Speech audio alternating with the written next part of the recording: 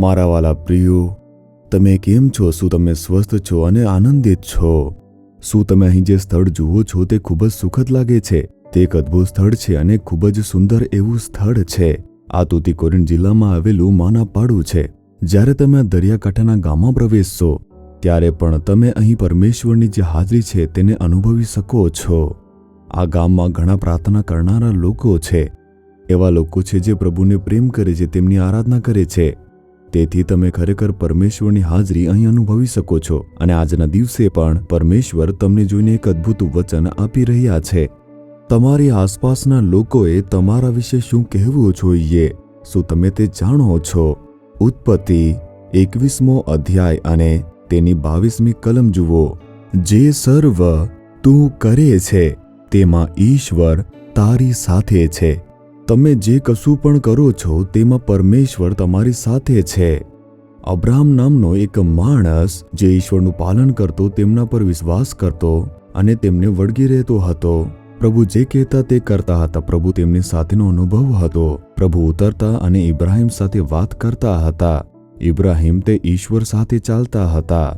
તેથી તેમણે જે કર્યું આશીર્વાદિત મળ્યું. તેમણે જે કંઈ પણ કર્યું તે બધું સફળ થયું. તે રાષ્ટ્રના રાજાએ જોયું અને વિચાર્યું કે આ માણસ કોણ હોઈ શકે છે? તે જે કંઈ કરે છે તે બધું સફળ થઈ જાય છે. તે કોઈ પણ સામાન્ય માણસ ન હોઈ શકે.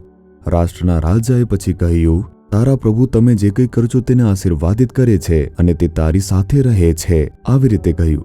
અને તેવી જ રીતે જ્યારે તમારા પડોશના લોકો, કાર્યસ્થળના લોકો અથવા વ્યવસાય ક્ષેત્રના લોકો એ તમને જુએ છે ત્યારે તેમણે કહેવું જોઈએ કે તમારા અંદર કંઈક તો ખાસ વાત છે. તમે ઈશ્વરના દ્વારા આશીર્વાદિત થાવ છો. તમે જે કંઈ કરો છો તેમાં આશીર્વાદ તે આપે છે. તમારે એવી રીતે જીવન જીવવું જોઈએ. એક આશીર્વાદિત જીવન જે પ્રભુ તમને આપવા માંગે છે. પ્રભુ તમને એવી રીતે આશીર્વાદ આપશે જેથી બીજાઓ તમારા વિશે આવું કહી શકે.